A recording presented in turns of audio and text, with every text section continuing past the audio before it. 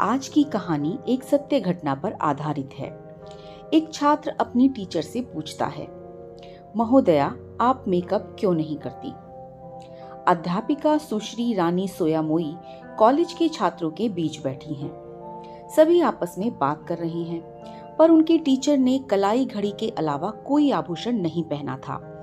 सबसे ज्यादा छात्रों को आश्चर्य हुआ कि उन्होंने फेस पाउडर और किसी भी तरह के मेकअप का भी इस्तेमाल नहीं किया। उन्होंने अपने जीवन में कभी भी कोई मेकअप नहीं किया। वह बिल्कुल साधारण रहा करती थी।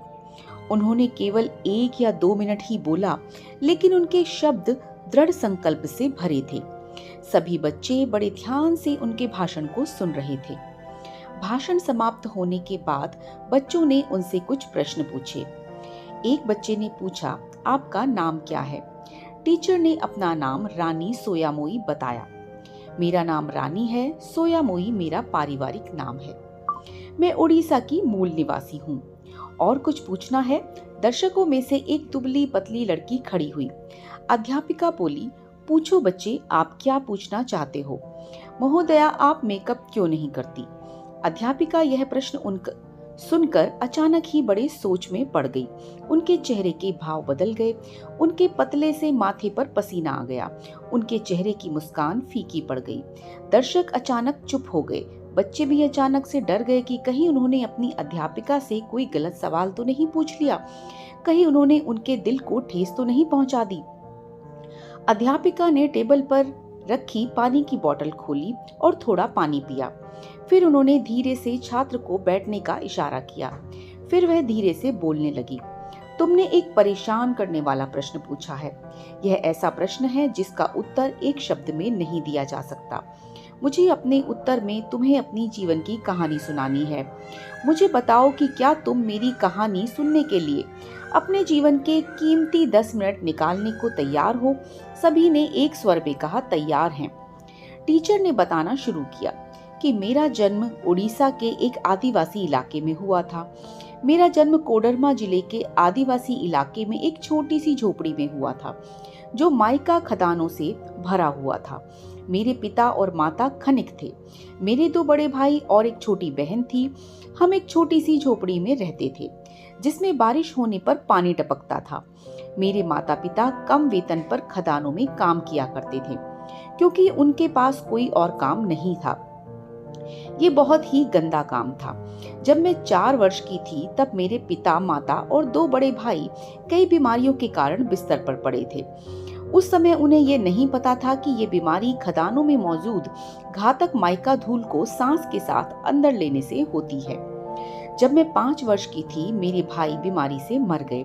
एक छोटी सी आह भरकर टीचर ने बोलना बंद कर दिया और अपने रुमाल से अपनी आंखें पोंछ ली। इतनी बात कहकर वह अपनी भावनाओं को रोक नहीं पाई और उनकी आंखों से आंसू बह निकले। खुद को संभालते हुए वह फिर बोली, ज्यादातर दिनों में हमारा भोजन सादा पानी और 1-2 रोटियां ही हुआ करता था। मेरे दोनों भाई गंभीर बीमारी और भूख के कारण इस दुनिया से चले गए। मेरे गांव में चिकित्सक तो छोड़िए, पाठशाला भी नहीं थी। क्या आप ऐसे गांव की कल्पना कर सकते हैं जहां पाठशाला, चिकित्सालय और शौचालय ना हो, बिजली ना हो? एक दिन मेरे पिता ने मेरा भूखा, चमड़ियों और हड्डियों से लथपथ हाथ पकड़ा और मुझे टीन की चादरों से ढकी एक बड़ी खदान में ले गए। यह एक अभ्रक की खदान थी, जिसमें समय के साथ बदनामी हासिल कर ली थी। यह एक पुरानी खदान थी जिसे इतना अधिक खोदा गया था कि वो अंतहीन रूप से पाताल में जाकर मिल गई। मेरा काम नीचे की छोटी छोटी गुफाओं में रेंगना और अभ्रक अयस्क इकट्ठा करना था, और यह काम केवल 10 वर्ष से कम उम्र के बच्चों के लिए ही संभव था। गरीबी इतनी ज्यादा थी कि इस काम को करने के सिवाय हमारे पास कोई दूसरा रास्ता भी नहीं था। तभी जाकर हमें 2 वक्त की रोटी मिल पाती थी।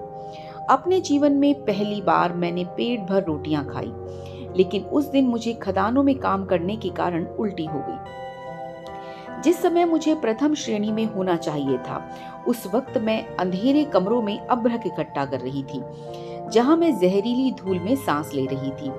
कभी कभार भूस्खलन से, दुर्भाग्य से बच्चों का मर जाना कोई बड़ी बात नहीं थी। ये बिल्कुल सामान्य था और कभी कभी कुछ घातक बीमारियों से भी मर जाते थे। एक दिन में 8 घंटे काम करने के बाद आप कम से कम एक बार के भोजन के लिए कमा पाते थे। मैं भूख और हर दिन जहरीली गैसों में सांस लेने के कारण दुबली और निर्जलित हो गई थी। 1 वर्ष बाद मेरी बहन भी खदान में काम करने लगी। जैसे ही पिता थोड़े ठीक हुए, ऐसा समय आया कि मेरे पिता, माँ, बहन और मैं एक साथ काम करते थे और हम बिना खाने के रह सकते थे। लेकिन किस्मत ने हमें दूसरे रूप में परेशान करना शुरू कर दिया। एक दिन जब मैं तेज बुखार के कारण काम पर नहीं गई, तब अचानक बारिश हुई। खदान के नीचे काम करने वाले श्रमिकों पर खदान गिरने से सैकड़ों लोग मारे गए। उसमें मेरे पिता, माँ और बहन भी थे। रानी की दोनों आंखों से आंसू बहने लगे। दर्शकों में हर कोई सांस लेना ही भूल गया। कई लोगों की आंखें आंसुओं से भर गई। क्या आप जानते हैं, उस समय मैं सिर्फ 6 वर्ष की थी। मेरा पूरा परिवार समाप्त होने के बाद आखिरकार मैं सरकारी अगाती मंदिर में पहुंची। वहां मेरी शिक्षा हुई।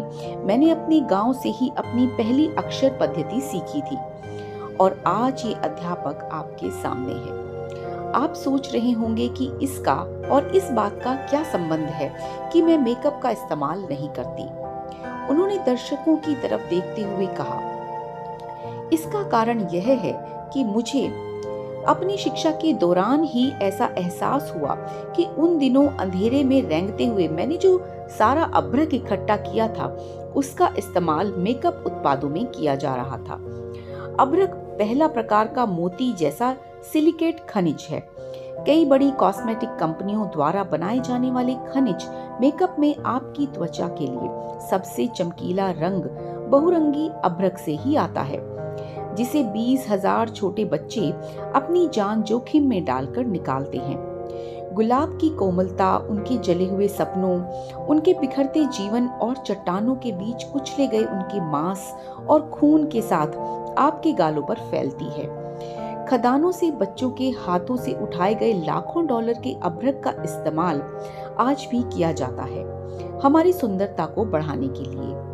अब आप ही बताइए, मैं अपने चेहरे पर मेकअप कैसे लगाऊं? मैं अपने भाइयों की याद में पेट भरकर कैसे खाऊं जो भूख से मर गए? मैं अपनी माँ की याद में महंगे रेशमी कपड़े कैसे पहनूं जिन्होंने कभी फटे कपड़ों के बारे में सपने में भी नहीं सोचा था? जब रानी चली गई तो पूरा दर्शक अनजाने में ही खड़ा हो गया। उनके होठों पर हल्की मुस्कान थी, आंखों में आंसू पोंछे बिना उनका सिर ऊंचा था। उड़ीसा में आज भी उच्चतम गुणवत्ता वाला अभ्रक खनन किया जाता है।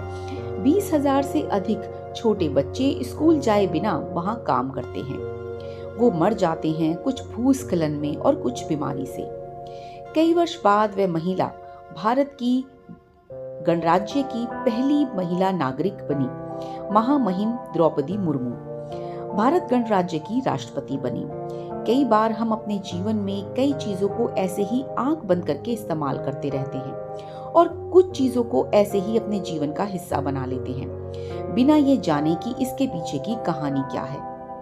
क्या मेरे इस सामान को इस्तेमाल करने से लाखों लोगों की जिंदगियां खतरे में पड़ रही हैं? हम यूं ही अचानक पाप के भागी बन जाते हैं क्योंकि हम कभी जानने की कोशिश ही नहीं करते कि एक के द्वारा उपयोग की गई चीज दूसरे के लिए कैसे खतरा बन रही है। और जब हमें वापस उस दुख को झेलना पड़ता है, तब हम रोते हैं, चिल्लाते हैं, पर हमें इस बात का एहसास कभी नहीं हो पाता कि इस सब में हमारा ही योगदान है। इसलिए एक समझदार और जिम्मेदार नागरिक जरूर बने और द्रौपदी मुर्मू जी के जीवन से प्रेरणा लें। उनके जीवन की ये घटना सभी के लिए एक बहुत बड़ी प्रेरणा है और आंखें खोलने जैसा अनुभव है। हो सके तो सभी के साथ शेयर करें। कहानी पढ़ने के लिए आप सभी का दिल से धन्यवाद।